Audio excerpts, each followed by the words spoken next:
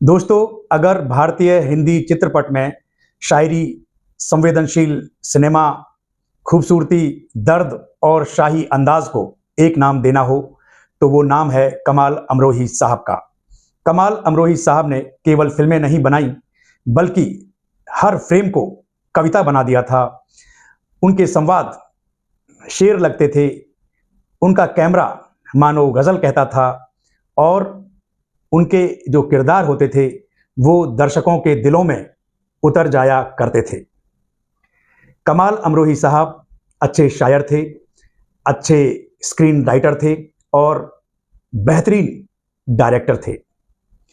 17 जनवरी 1918 को उत्तर प्रदेश के छोटे से कस्बे अमरोहा में सैयद आमिर हैदर कमाल नकवी के रूप में जन्मे कमाल अमरोही अपने शहर अमरोहा के नाम से ही मशहूर हो गए थे और लोग प्यार से उन्हें कमाल अमरोही कहा करते थे, अमरोह भी कहा करते थे।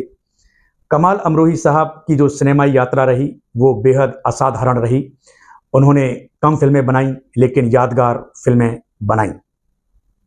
दोस्तों, कमाल अमरोही साहब की जो सिनेमाई यात्रा रही, वो बड़े ही साधारण तरीके से शुरू हुई थी। उसमें कोई चमत्कार वाली बात नहीं थी। दरअसल कमाल अमरोही साहब 1938 में पढ़ाई के लिए लाहौर गए हुए थे। उस वक्त लाहौर भारत में ही हुआ करता था। विभाजन के बाद वो पाकिस्तान का हिस्सा बन गया। तो वहाँ पर पढ़ाई के दौरान इनकी मुलाकात मशहूर प्लेबैक सिंगर और उस ज़माने के एक्टर कुंदन लाल सहगल यानी के.एल. सहगल साहब से हुई। के.एल. सहगल साहब को कमाल अमरोही साहब की जो ज़बान थी, जो उनकी नॉलेज थी हिंदी और फ़ारसी में, कमाल की थी। उससे बेहद मुतासिर हुए, बेहद प्रभावित हुए और वो कमाल अमरोही को अपने साथ मुंबई ले आए और यहाँ पर उन्होंने एक फ़िल्म कंपनी मिनर्वा टॉकीज़ में एक राइटर के तौर पर लगा दिया। ये कंपनी सोहराब मोदी साहब की हुआ करती थी। यहाँ पर कमाल अमरोही ने जेलर, पुकार, भरोसा और शाहजहां जैसी फिल्मों के लिए लेखन किया। कमाल अमरोही साहब की जो विशेषता थी, वो यही थी कि उनके जो संवाद होते थे, जो उनकी कहानियाँ होती थी, वो उर्दू में होते हुए भी आम आदमी के दिल को छुआ करती थी। लेकिन उनको तो एज ए डायरेक्टर भी अपनी पारी की शुरुआत करनी थी। तो 1949 में उन्होंने अपनी एक फिल्म बनाई, उस फिल्म को डायरेक्ट किया। फिल्म का नाम था महल।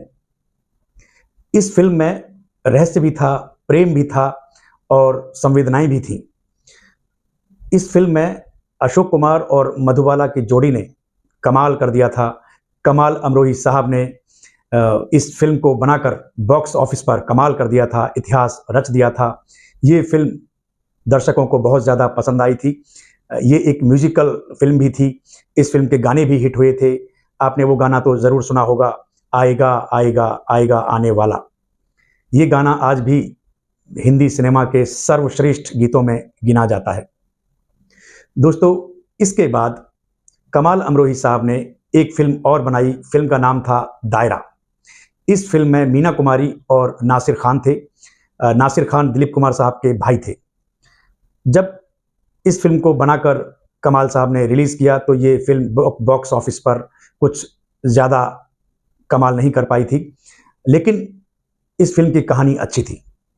दोस्तों, कई बार होता है कि अच्छी फिल्में भी फ्लॉप हो जाती हैं। मेरा नाम जोकर के साथ भी यही हुआ था, जो उस वक्त फ्लॉप हो गई थी और बाद में ये कल्ट फिल्म बन गई।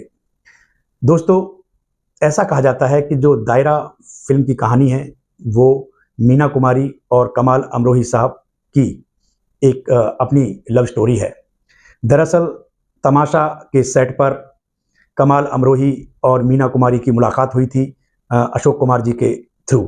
अशोक कुमार जी ने इनकी मुलाकात करवाई थी और धीरे धीरे दोनों एक दूसरे के करीब आ गए और 14 फरवरी 1952 यानी वैलेंटाइन डे के दिन दोनों ने गुपचुप तरीके से शादी कर ली। उसमें बहुत ही कम लोग शरीक हुए थे, जो उनके ख़ास लोग थे वही इस शादी में गवाह बने थे, या यूं कह लीजिए इस शादी के मेहमान बने थे। दोस्तों, कमाल अमरोही साहब एक फिल्म की कहानी पर काम कर रहे थे, और दरअसल इस कहानी का जो आइडिया है उनको आया था आज़ाद फिल्म की शूटिंग के दौरान, क्योंकि आज़ाद फिल्म के डायलॉग कमाल अमरोही साहब लिख रहे थे और मीना कुमारी उस फिल्म में हीरोइन थी, दिलीप साहब हीरो थे। और जिस फिल्म का उनको आइडिया आया था वो फिल्म थी पाकीज़ा। पाकीज़ा उनका एक जुनून थी, वो जुनून के साथ इस फिल्म को बनाना चाहते थे, और ये एक ऐसी प्रेम कहानी थी, एक ऐसी दर्द भरी कहानी थी जिसने दर्शकों को मंत्रमुग्ध कर दिया था, भावुक कर दिया था। तो पाकीज़ा फिल्म शुरू की कमाल साहब ने मीना कुमारी, अशोक कुमार और राजकुमार को लेकर, लेकिन इस फिल्म को बनने में 14 साल लग गए। इस दरमियान कमाल अमरोही साहब और मीना कुमारी जी के रिश्तों में दरार भी आने लगी, दोनों एक दूसरे से अलग भी हुए, लेकिन दोनों ने पाकीज़ा फिल्म को नहीं छोड़ा। 14 साल में ये फिल्म बनकर तैयार हुई, और 1972 फरवरी का महीना था, ये फिल्म रिलीज हुई। और शुरुआत जो इस फिल्म की हुई थी, बॉक्स ऑफिस पर बड़ी सामान्य शुरुआत हुई थी, कुछ ज़्यादा धमाल नहीं कर पा रही थी ये फिल्म। लेकिन जब मार्च के महीने में 1972 को मीना कुमारी जी का निधन हो गया, तो दर्शक भावनाओं में बहकर इस फिल्म को देखने सिनेमा घरों में पहुंचे, और फिर तो इस फिल्म को देखने वालों की लंबी कतारें थीं, और धीरे धीरे ये फिल्म 1972 की ब्लॉकबस्टर फिल्मों में से एक फिल्म बन गई थी। देखिए, ये जो कमाल साहब और मीना कुमारी जी की लव स्टोरी है, ये वाकई दर्द भरी स्टोरी है, जिसका जो अंत है वो बड़ा ही दर्दनाक था। इसके बाद फिर कमाल साहब ने एक फिल्म और बनाई थी, फिल्म का नाम था रज़िया सुल्तान। इस फिल्म में धर्मेंद्र और हेमा मालिनी को लिया था। हेमा जी रज़िया सुल्तान के कैरेक्टर में थी, और धर्म जी को एक अफ्रीकी गुलाम याकूत के किरदार में लिया था। ये फिल्म फ्लॉप हो गई थी। वजह ये थी कि इस फिल्म के जो भारी भरकम संवाद थे, जिसमें ज़्यादातर फारसी का इस्तेमाल हुआ था, वो दर्शकों को समझ में नहीं आए थे वो डायलॉग्स। फिल्म बहुत अच्छी थी, आज इस फिल्म को कल्ट फिल्म माना जाता है, लेकिन उस वक्त ये फिल्म फ्लॉप हो गई थी।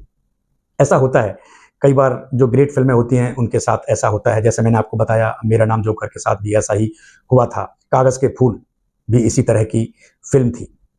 देखिए, 1991 को कमाल अमरोही साहब का निधन हो गया। निधन से पहले वो एक फिल्म और बनाना चाहते थे, उस फिल्म का नाम था आखिरी मुगल, लेकिन जब उनका निधन ही हो गया तो वो इस फिल्म को नहीं बना पाए। कमाल साहब मीना जी से बहुत मोहब्बत करते थे, और जब उनकी मृत्यु होने वाली थी, जब उनके प्राण पखेरु होने वाले थे, तो उन्होंने अपनी ख्वाहिश जाहिर की थी कि उन्हें मीना कुमारी जी के कब्र के बगल में दफनाया जाए, और ऐसा ही हुआ। जीते जी जिस मोहब्बत ने दोनों को मिलाया, रुसवा किया, लेकिन मरने के बाद भी वो एक ही रहे। तो कुछ ऐसी कहानी थी कमाल अमरोही साहब की। उन्होंने अपने जीवन में 4 फिल्में बनाई, लेकिन वो 4 फिल्में सैकड़ों फिल्मों पर भारी हैं, और जब तक ये हिंदी सिनेमा रहेगा, तब तक कमाल अमरोही साहब का नाम भारतीय सिनेमा के इतिहास में स्वर्ण अक्षरों में लिखा जाएगा। दोस्तों, आज के लिए बस इतना ही। स्टे सेफ, टेक केयर, जय हिंद।